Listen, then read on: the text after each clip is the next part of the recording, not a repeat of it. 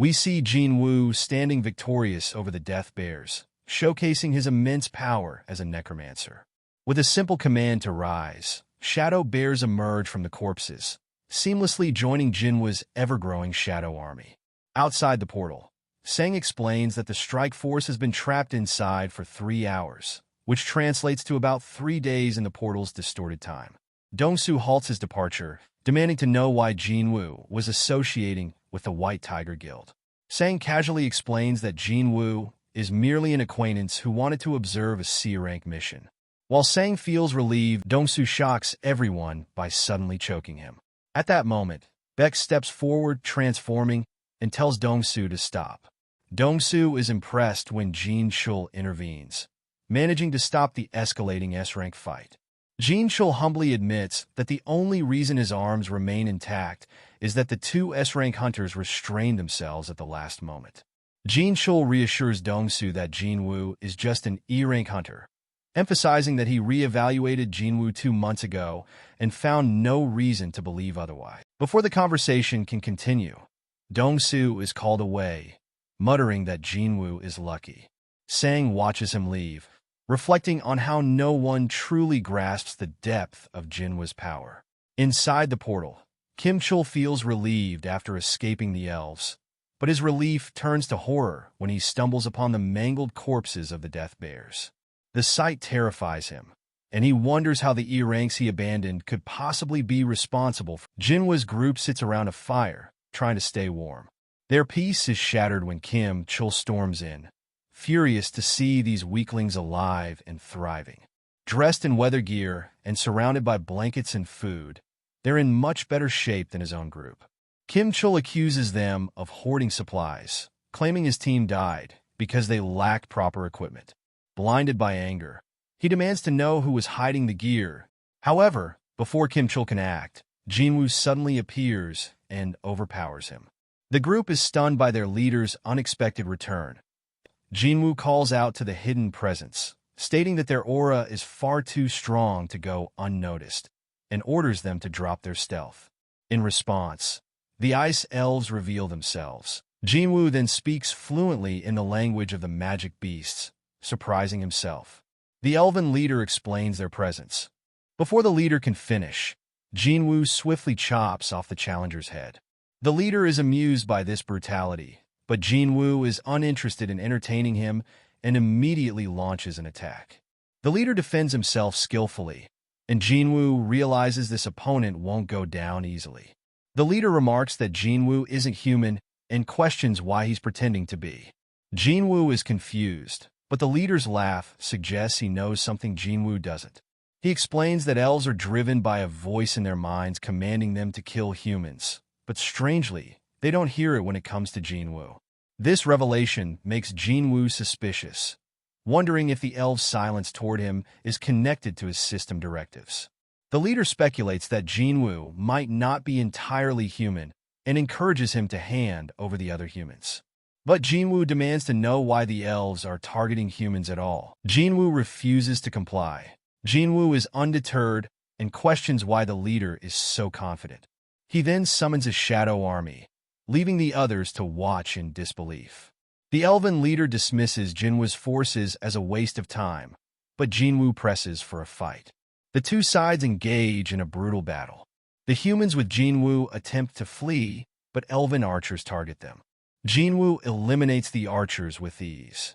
Despite his prowess, Jinwoo realizes the elves are stronger than he anticipated and dealing significant damage. While Jinwoo's shadow is technically immortal, regenerating his troops costs magic power, which is finite. He concludes that even worse, the elven leader is undeniably stronger than him.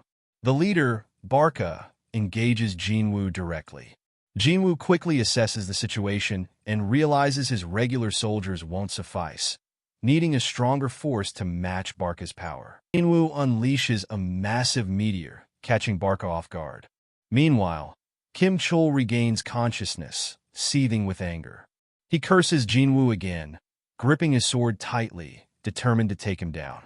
As Barca battles Jinwoo's magic soldiers, Kim Chul uses the chaos to make his move. However, Jinwoo, having anticipated this, orders Igris to create a smokescreen. Igris swiftly ends Kim Chul's life, and Jinwoo commands him to rise, turning him into a shadow soldier.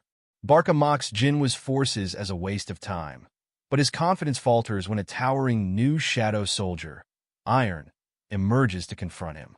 Barca assesses Iron, noting its lack of agility but immense durability. Igris is ready for battle. As Iron holds his ground, Barca declares the fight lacks challenge and demands Jinwoo and Igris join the fray. His frustration grows as Iron's persistent screams echo throughout the fight. Barca decides to deal with Iron first, but Iron proves a formidable tank. Barca dodges Igris' strikes, but is caught off guard when Jinwoo lands a stab.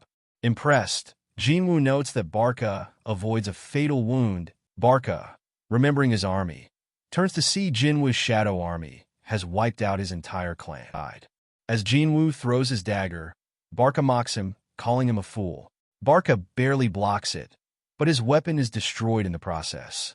Jinwoo seizes the moment, ordering Iron to restrain Barca. Barca becomes the target of a devastating fire attack. Despite the strike, Barca isn't finished. Jinwoo counters, silencing him once and for all. The battle is over as Barca lies lifeless on the ground, and Jinwoo reprimands Iron for his overzealousness. The ground trembles, but Iron ensures their victory is absolute. Jinwoo silently hopes Iron's behavior won't become a recurring issue. The group breathes a collective sigh of relief. Jinwoo calmly tells them it's time to leave. Outside the portal, Sang tells Beck it's time to return, as a week has passed and survival chances are slim. But Beck refuses, unwilling to abandon his guild member. The portal opens, and Beck assumes Kim Chul is emerging, but is stunned to see Jinwoo, alive and unscathed. Sang's confidence proves correct. The gate closes, and Beck, horrified, wonders about Kim Chul's fate. He learns only the low-ranked hunter survived, prompting questions about what transpired inside. Beck approaches Jinwoo, who, visibly exhausted, tells him to direct his questions to someone in his guild. Beck is taken aback, but realizes Jinwoo saved the two survivors. Beck apologizes for his earlier demeanor. Later, Jinwoo drops Sang at her home. She thanks him and looks forward to seeing him again.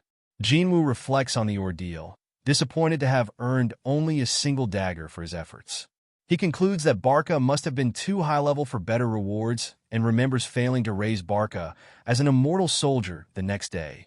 Jinwoo takes a breath, reflecting on his next goal, that then Jinwoo meets Leo, who shocks him with his flashy, over-the-top attire. Seeing how casually Jinwoo and Sang interact, Leo becomes suspicious. When Jinwoo asks if Sang got any sleep, Leo misinterprets the moment and, concerned, reminds Jinwoo that Sang is underage. Jinwoo brushes it off, unaware of Leo's misunderstanding, which only heightens Leo's concern.